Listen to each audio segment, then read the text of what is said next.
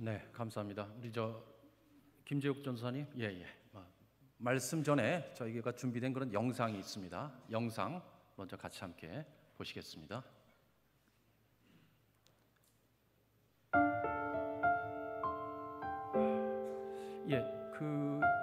죄송합니다. 그 영상이 그 영상 말고 다른 영상, 네, 그 지난주에 보셨죠, 영상은? 네.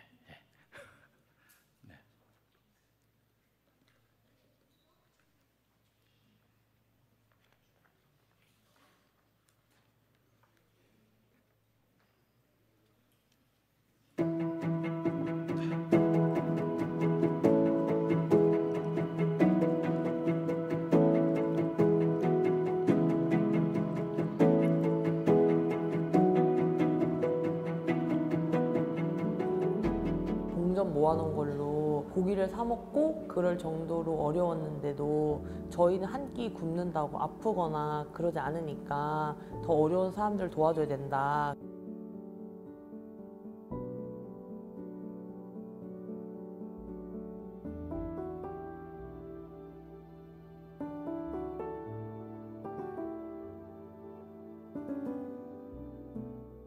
그 시간이 멈춘 것처럼 막 아무 소리도 안 들리는 거예요. 그래서 눈물만 진짜 이렇게 막 펑펑 울었거든요. 하나님이 진짜 있을까? 이런 생각도 했었어요. 그랬더니 엄마가 이 촬영함을 통해, 엄마를 통해 보여주실 하나님의 예비하심이 있을 거다. 자기는 내일 죽어도 천국에 소망이 있어서 두렵지 않다고.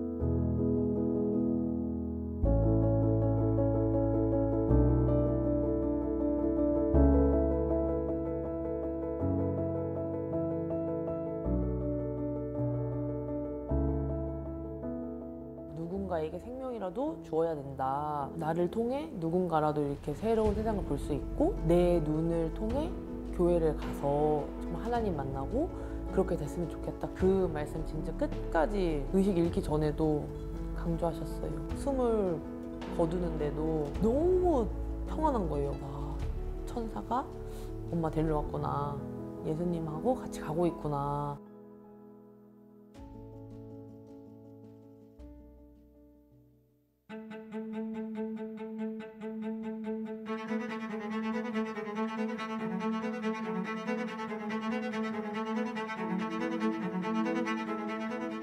그때가 17살 때인데 눈꺼풀이 그 각막을 깎아내게 되어서 시력을 상실하게 되는 병이라고 의사 선생님께서 설명을 해주셨고, 각막을 줄 사람도 나에겐 없고 이 수술을 준 사람이 있다고 하더라도 할 수 있는 돈도 크게 내가 만들 수 있는 우리 집의 여건이 될까, 이런 나한테 너무 괴롭지만 그래도 그 안에서 하나님 뜻 찾게 해주세요, 이렇게 기도를 했었던 건 기억이 나요.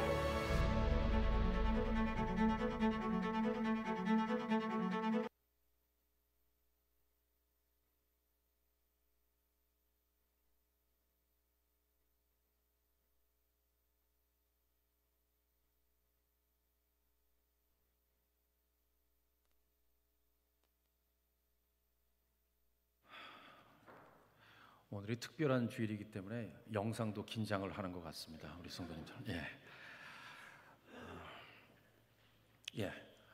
방송실 우리 전사님 첫 번째 화면 좀 띄워주시죠. PPT 첫 번째 화면. 부천의 동서남북 그런 지방이 있지만은 소개받은 그런 설교자 목사는 특별히 우리 교회가 속한 그런 남지방과 좀 돈독한, 얼마 전부터 이렇게 친분을 갖게 됐습니다. 사실 우리 성은교회는, 사실 저는 잘 몰랐는데 지방 내 화면 보시죠? 성광교회 최시종 목사님, 그리고 남북교회 이용중 목사님 통해서 우리 성은교회가 생명 나눔과 같은 이런 사회선교역에 충분한 관심을 가지고 있다는 것을 알았습니다.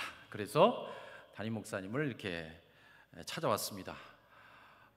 굳이 조금 더 소개를 하자면, 저도 우리 교회가 속한 중부연회에서 초등학교, 중학교, 고등학교 생활, 또 신앙생활을 보냈고, 제가 군목으로 한 15년이 있었습니다. 입대 전에는 부천에서 전도사로 이렇게 또 사역을 했습니다. 저는 이런 마음으로 우리 성도님들 앉아 계신데 조금 설교자가 좀 친근하려고 이렇게 애를 쓰는데 어떤지 모르겠습니다. 오늘 우리 할렐루야 찬양대 교회여 깨어라 그런 찬양을 통해서 제가 번쩍 그렇게 정신이 들고 목사님 우리 성은교회에 잘 왔습니다 이렇게 따뜻하게 맞이해 주시는 것 같습니다.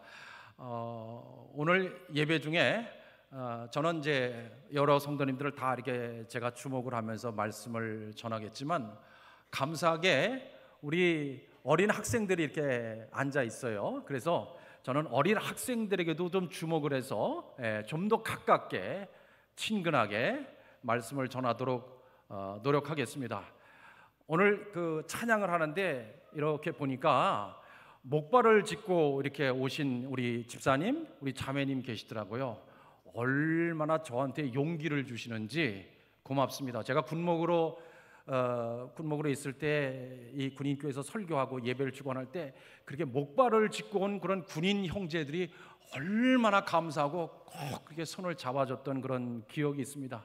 그 집사님은 아마 이렇게 예배당에 오실 때부터 아마 은혜가 되지 않았을까 하는 그런 생각이 듭니다. 아까 그 두 화면에 우리 최시정 목사님, 이용중 목사님 이렇게 보여드렸던 이유는 그 교회가 이제 작년에 이렇게 생명 나눔을 주제를 가지고 저희를 이렇게 초대해서 이렇게 또 어떤 사진을 이렇게 또 같이 찍었던 그런 내용입니다. 오늘은 성령 강림절입니다. 그리고 교회 58주년 그런 창립 기념 주일이기도 합니다.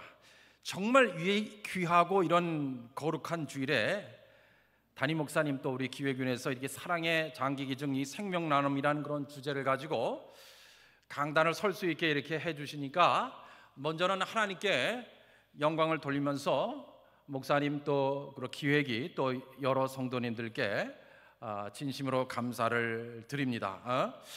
뭐 우리 여러 성도님들 우리 담임 목사님에 대해서 잘 아시지만 참 용모가 빼어났어요.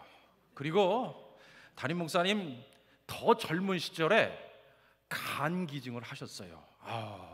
참 저는 이제 우리 담임 목사님보다 신학교는 조금 앞서서 이제 들어갔습니다. 그렇지만 아무것도 기증하지 못한 이 설교자 목사는 그래서 이 강단이 조금 더 많이 떨린다는 거 우리 성도님들 아십니까?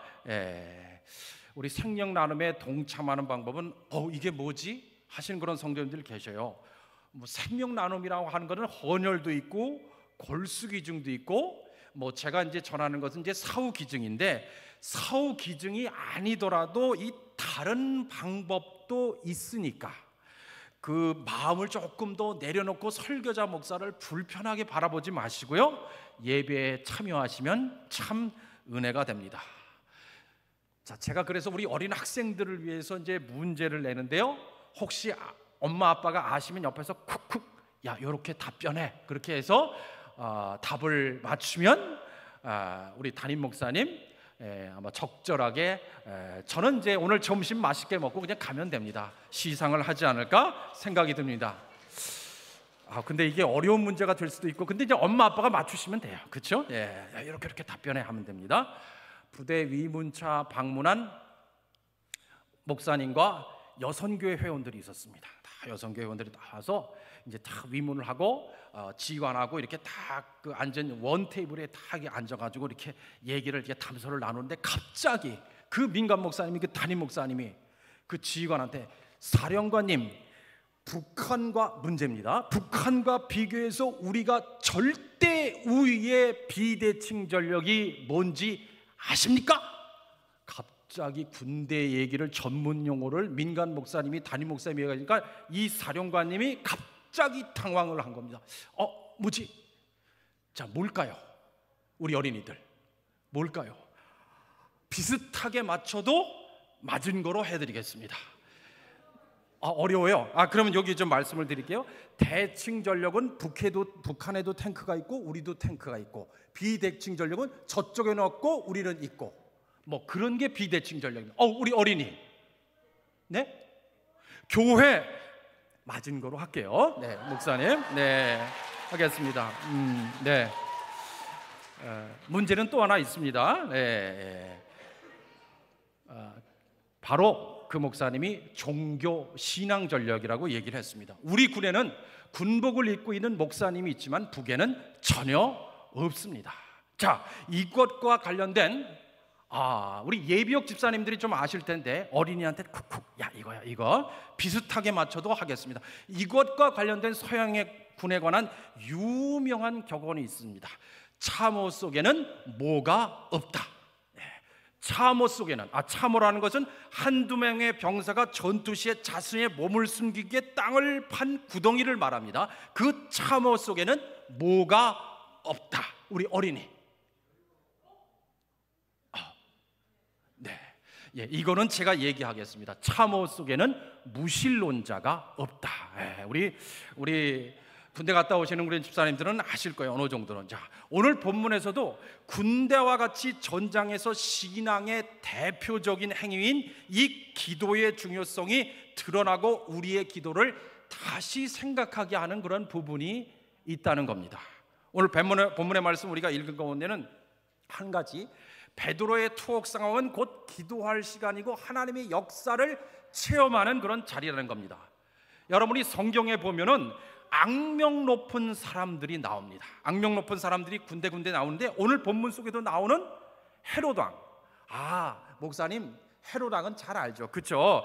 예수님이 베들레헴 말교회에서 아기 예수의 모습으로 나오실 때 그 당시의 왕이, 그렇죠, 2살 이하의 사내 아이는 몽땅 죽여라, 아주 끔찍한 명령을 내렸죠. 우리가 그 헤롯 왕이잖아요. 근데 오늘 본문에 나오는 그 헤롯 왕은 그 헤롯 왕의 손자, 그러니까 할아버지 헤롯 왕도 손자 헤롯 왕도 악명 높은 그런 사람들이었습니다. 예수님의 주요 제자 중에 하나인 야고보는 이 헤롯 왕에 의해서 순교를 당했고 베드로도 투옥을 당했습니다. 언제 죽을지 모르는, 순교할지 모르는 아주 끔찍한 그런 상황. 이 당시에 이 야고보와 베드로인 교회 지도자를 그 당시 기독교인들은 정말 절대적으로 의지해서 이 상황은 그 기독교인들에게 부모 잃은 어린아이처럼 아주 절박하고 그런 절대적인 위기 상황이었습니다.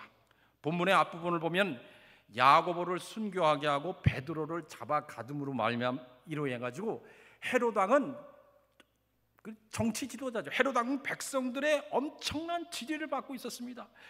베드로는 16명의 군인들에게 의해서 교대로 감시당하고 도저히 빠져나올 수 없는 그런 상황이었습니다. 베드로에게도 그랬고 그를 의지하는 기독교인들에게도 절망 그 자체였습니다.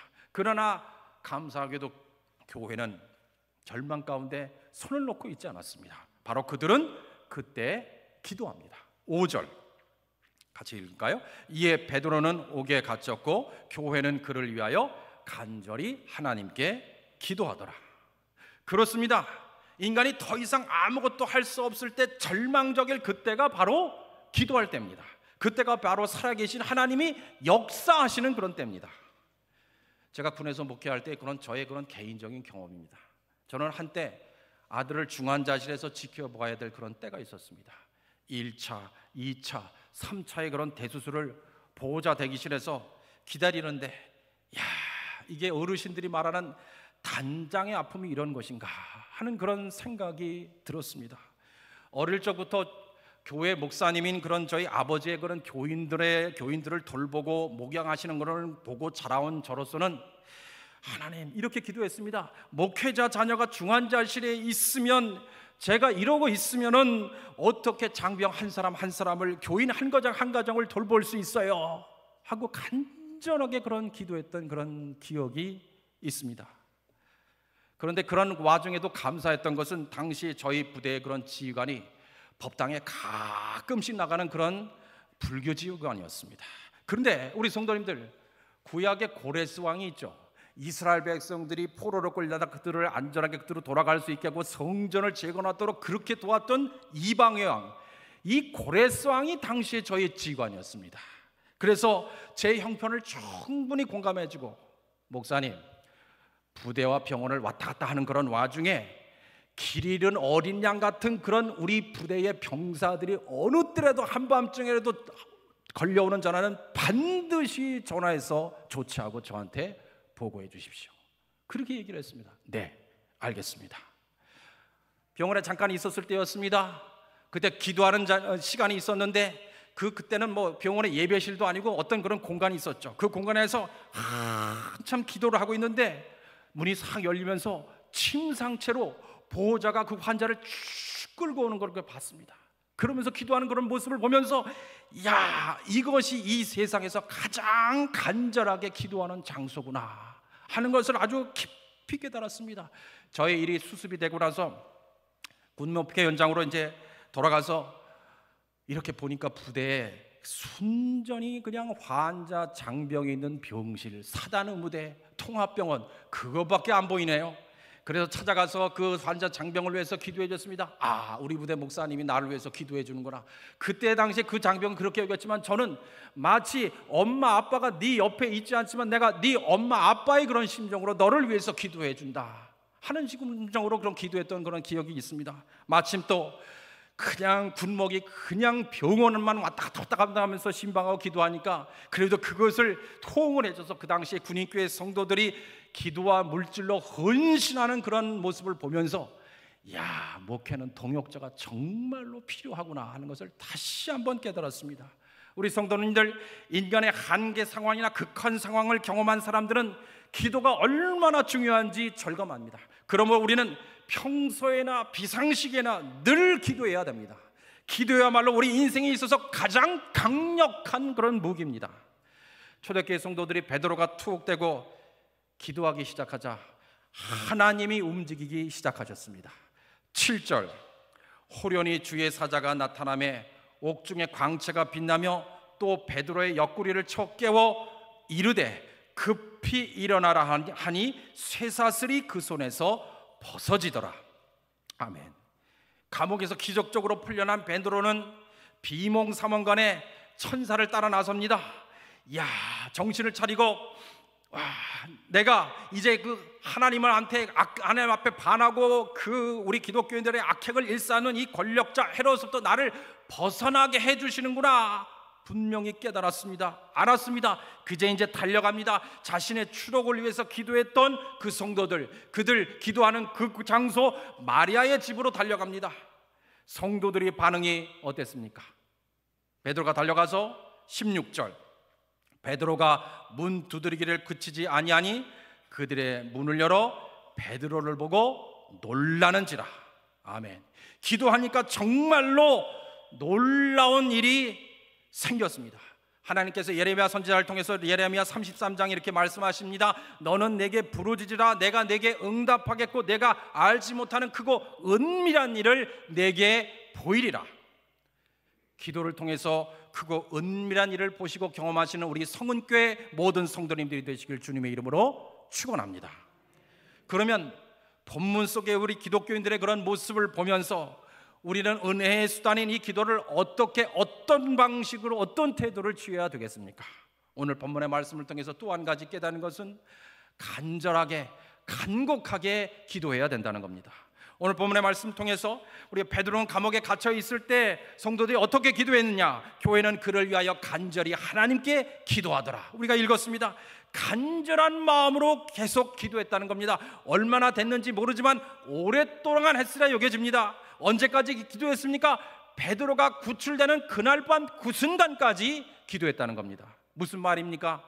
간절한 기도는 마음을 집중해서 하나님 앞에 매달리듯이 기도한다는 겁니다. 동시에 응답될 때까지 끝까지 기도한다는 겁니다. 눈앞에 현실이나 주변의 상황이 도저히 불가능해도 낙심하지 말고 포기하지 말고 끝까지 기도한다는 겁니다.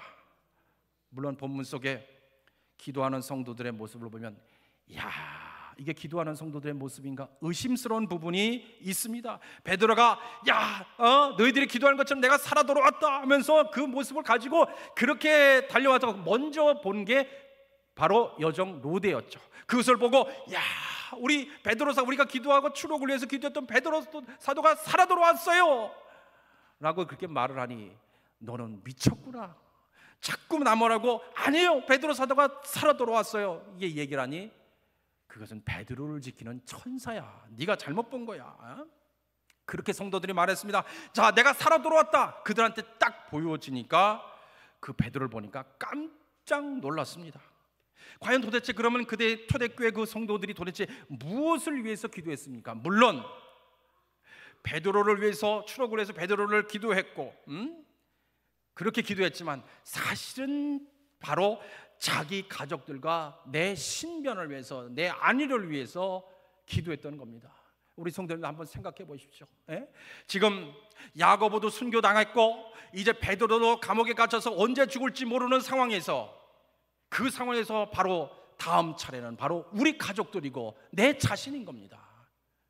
초대 기독교인들이 그렇게 엄청난 신앙을 가지고 있었지만 이 말씀을 통해서 보면 그들도 어쩔 수 없는 죽음의 앞에서 두려워하는 인간일 수밖에 없었다는 겁니다. 이런 모습에서 우리는 그 초대교회 성도들을 바라볼 수밖에 없었습니다. 그러나 마태복음 15장에 또 간절하게 기도하는 그런 사람이 나옵니다. 바로 딸을 위해서 간절히, 딸의 질병을 위해서 간절하게 기도하는 그 엄마가 여기 있습니다. 가나안 여자 하나가 그 지경에서 나와 소리질러 이르되 주 다윗의 자손이여 나를 불쌍히 여겨서 내 딸이 흉악한 귀신에 들렸나이다. 딸을 위해서 간절하게 기도하는 그 엄마가 마태복음 15장에 있습니다.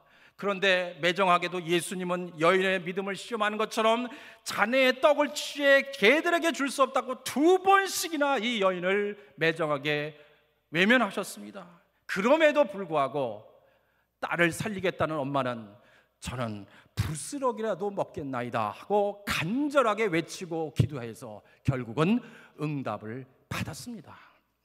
간절하게 기도한 이 초대교회 그 성도들 또 어떻게 기도했습니까? 오늘 본문의 말씀을 통해서 마지막으로 생각하는 것은 여러 사람이 같이 모여 마음 모아 기도하시기 바랍니다. 12절 깨닫고 막으라 하는 요한의 어머니 마리아의 집에 가니 여러 사람이 거기에 모여 기도하고 있더라.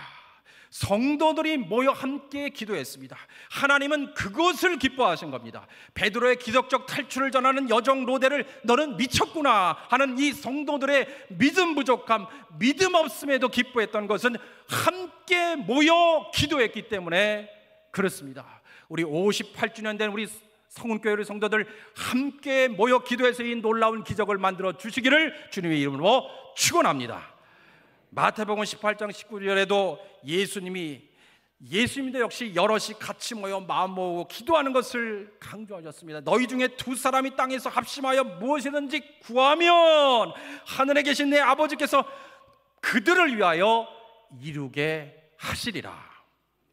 우리 성은교회 성도님들, 오늘 이 시간에 이 생명 나눔에 대한 구체적인 그런 방법을 전하도록 그렇게 하겠습니다.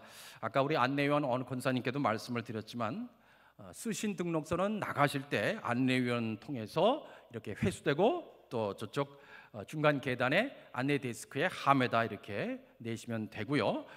그리고 혹시 이 좌우측에 그런 펜이 있는데 그 모자란 경우에는 또 안내위원 우리 권사님들께 좀 부탁을 드리면 더 펜들을 좀 작성하는 시간에 이렇게 좀 나눠주시면 감사하겠습니다. 네. 58주년의 그런 그 예배의 강단이 너무나 감격스러워서 그냥 목까지 그냥 메이고 막 그렇습니다. 저는 설교 서두에 생명 나눔에 동참하는 그런 방법이 헌혈하고 골수기증, 사후기증이 아니더라도 다른 방법도 있다고 이렇게 말씀을 드렸습니다. 그것은 바로 생명 나눔을 위해서 아까도 본문을 말씀 통해서 강조했던 것처럼 기도해 주시는 겁니다. 그런데 조금 다르게 기도해 주시는데 어떤 것이냐? 주보에 이렇게 삽지되어 있는 등록서 있죠? 이 등록서를 쓰시고 생명나눔 회원, 우리 기독교인들은 생명나눔 기도회원입니다. 생명나눔 기도회원이 되어주시는 겁니다. 그러면 이 땅의 생명나눔에 같은 그런 사회선교 영예의 생명나눔 운동에 물꼬가 터진다는 거 꼭 좀 기억을 좀 해주시기 바랍니다. 화면 좀 보여주십시오. 그 다음 화면. 네. 이 화면 보여드린 이유는요, 현재 우리나라의 이 생명나눔 회원, 생명나눔 기도회원이 약 한 160만 명 정도 됩니다. 그 중에 약 70%가 기독교인들입니다. 그런데 우리 이 기독교인들, 이게 바로 19년 가을에 있었던 일인데요, 19년 가을에 제가 참여했던 교회 목사님들께 허락을 받고 성도들이 참여하신 성도님들이 이렇게 서명해 준 이런 노력들을 다 들고 국회를 찾아갔습니다. 제가 뭐 서울연회, 서울라면회도 이렇게 갔었는데 그 교회들을 찾아갔는데 그것이 생각보다 빠르게 이렇게 법안이 통과가 됐습니다. 이제는 고등학생들도 부모님 허락 없이 이렇게 쓰면은 바로 생명나눔 회원이 되고 국가기록에 등재되는 법안이 통과가 된 겁니다. 그러니까 제가 미션스쿨에서 이 생명나눔 관련 주제를 가지고 설교를 하고 고등학생들이 이렇게 생명나눔 회원이 되어도 학교에서 부모님들이 법적으로 시비할 수 없게 되었다는 겁니다. 이러한 법안이 통과된 것이 바로 우리 기독교인들의 그런 참여와 노력으로 가능했다는 것 좀 기억을 해 주십시오. 그러나 다음 화면 보실까요?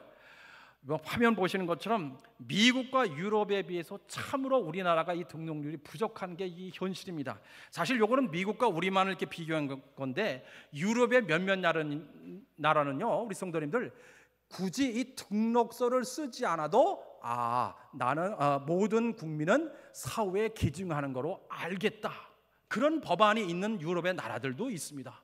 나는 안 할 건데 그러면 국가에 등록을 나는 안 하겠습니다라고 등록을 해야 자유로워지는 그런 법안이 있는 나라들도 있습니다.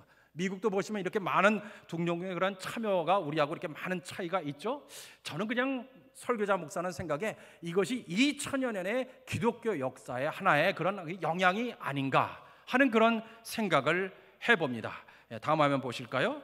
그러나 여러분 성도님들 보시는 것처럼 코로나 이후에 코로나 때도 그렇고 혈액 공급이 부족하다는 그런 얘기를 여러 가지 경로를 통해서 보셨을 겁니다. 그러나 이 장기 기증에 관련된 장기 이식을 받아야 되는 그런 사람들은 이렇게 많은 그런 대기자들이 있다는 것 여러분 좀 기억을 해 주십시오. 그래서 말씀을 드립니다. 이것은 꼭 분명하게 아셔야 되는 게 잘 들으십시오, 우리 성도님들. 우리나라 법은 이 등록서에 작성을 하면 저희 사무실에 전산으로 입력해서 국가 기록에 싹 등재가 됩니다. 그런데 그것이 절대로 어떠한 강제성이 없다는 겁니다. 물론 쓰시고 나서 기증을 하실 수 있습니다. 그런데 강제성이 없다는 겁니다. 등록을 하시고 나서 생전 사후에 연락을 하거나 찾아오지 않습니다. 의사도 모릅니다. 의료 기록에 연동이 안 됩니다. 그것이 우리 법입니다. 물론 기증을 하시려면 그러니까 오직 가족 자녀들이 얼마나 적극적으로 어머니가 아버지가 떠나셨는데 어떻게 하면 좋겠습니까? 적극적으로 연락을 하셔야 됩니다. 물론 최종적으로 의료진이 이렇게는 조금 고인께서 이런 질병이나 여러 가지 판단해서 좀 어렵겠습니다 하면 또 어려울 수 있는 게 지금 우리의 그런 상황이고 현실입니다. 그러니까 사실은 비교적 건강관리를 잘 하셔야 되겠죠. 자, 다음 화면 보실까요? 자, 기증희망 등록서를 한번 보시겠습니다. 보시면 제가 두 가지 기증에 대해만 말씀을 드리도록 하겠습니다. 하나는 사후 각막 기증입니다. 영상에도 보셨죠? 각막은 눈동자를 덮고 있는 투명한 조직으로 안구를 보호하고 시력에 중요한 그런 역할을 합니다. 6시간 또는 12시간 이내에 의료진이 취해야 되고, 그리고 생후 6개월부터 연세 많으신 어르신까지 시력 백내장과 같은 질병 상관없이 기증이 가능하다고 일반적으로는 그렇게 말을 합니다. 그러나 사람마다 각각의 경우의 수가 다르다는 것만 기억을 해 주십시오. 다음에 한번 보실까요? 이것은 실제로 사후 각막 기증을 하신 서초구의 어느 장로교회 권사님 얘기입니다. 82세에 각막을 기증하고 시신 기증을 하신 이 권사님, 평생 성경 통독과 이웃사랑에 힘쓰셨던 이 권사님은 자녀들에게 늘 권사님 하시는 말씀이 기독교인들에게 중요한 것은 영혼이지 육체가 아니다 라고 그렇게 기증하시고 천국하셨습니다. 자, 다음 화면 보실까요? 기증의 종류, 뇌사시 기증 한 가지만 더 말씀을 드리도록 하겠습니다. 때로는 뇌가 먼저 정지해가지고 그리고 심장이 멎는, 그렇게 해서 세상을 떠나는 경우가 있습니다. 흔하지 않습니다. 그런데 그럴 때에 최대 9개의 장기 조직을 취해서 9명을 살리거나 눈을 뜨게 하는 그런 기증이 뇌사시 기증이라고 말씀을 드립니다. 자, 등록서를 한번 보실까요? 화면도 보실 수 있고, 또 그런 등록서 앞에 놓고 한번 보시겠습니다. 성명 쓰시고요. 그 다음에 주민번호는 끝까지 쓰셔야 됩니다. 전화번호 쓰시고 주소 쓰시고, 기증의 형태는 사후 각막 뇌사시기증, 인체조직, 이것이 다 사후기증입니다. 면허증 표시하시고 그 다음에 오늘 날짜 쓰시고 사인하시면 끝입니다. 한편에 우편에 선교 후원란만 그냥 작성하셔 동참하실 수도 있습니다. 성도님들께 목사님 나는 과거에 참여한 것 같은데요, 다시 작성을 부탁드리는 것은 달라진 사항을, 인적 사항을 전산에 입력시켜서 바꿔드리고, 그리고 추가적인 기증, 인체 조직 기증이 하나 더 생겼습니다. 더 체크하실 수가 있고요. 그 다음에 면허증 표시 없으시다면 이렇게 예라고 체크하시면, 다음 화면요, 이렇게 보시는 것처럼 사진 밑에 장기 기증이라고 표시가 되어 납니다. 감리교 선배 목사님은 어느 연회에서 좀 배웠습니다, 최근에. 그러더니 갑자기 저 멀리서 걸어오시는데 저를 보시고 심각하게 걸어오시다가 갑자기 면허증을 탁 보여주시면서, 최 목사, 나 지난번에 도로상에서 경찰관님을 만났는데 나한테 좋은 일이 있어서 싱긋 웃으시면서 그렇게 가셨습니다. 때로는 그렇게 경찰관님이 봐주시는 경우도 있습니다. 자꾸 이용하시면 안 됩니다. 간혹 그런 경우도 있습니다. 마지막 화면입니다.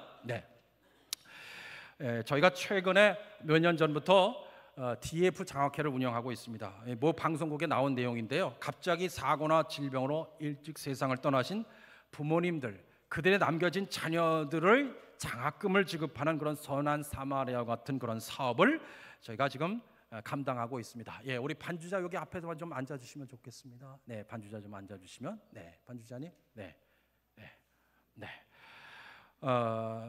오늘 우리 성도 여러분, 생명나는 그런 주제로 58주년 그런 창립 기념 주일에 우리 성도님들 예배당에 출석하는 것, 비록 매주 예배당을 찾아오는 것이 비록 예배당을 찾아오는 것이 교회 밖의 사람들한테는, 교회 밖의 범인들한테는 그것 자체가 좀 불편함입니다. 여러분 성도님들, 신앙생활은 어찌 보면 삶 속의 순간순간 그런 불편함의 연속일 수 있습니다. 제가 오늘 설교자가 여기서 등록서를 쓰시고 기도 회원이 되어달라고 부탁을 드리는 것은 불편함을 더하게 드릴 수 있는 것입니다. 그러나 그 불편함을 감수하는 것 분명은 주님은 아시고 칭찬으로, 하나님께서 상급으로 그렇게 갚아주실 줄로 믿습니다. 이 시간에 잠시 작성하는 그런 시간을 갖도록 하겠습니다.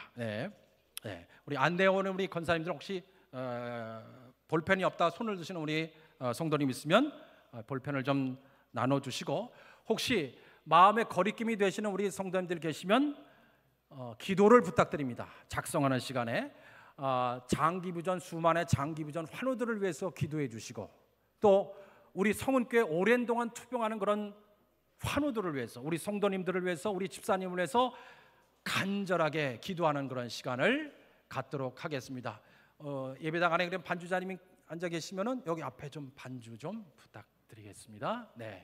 반주자님, 기도음악 반주 좀 부탁드리겠습니다. 기도하는 시간에, 작성하는 시간에 잠시 기도하고 또 작성하도록 하겠습니다.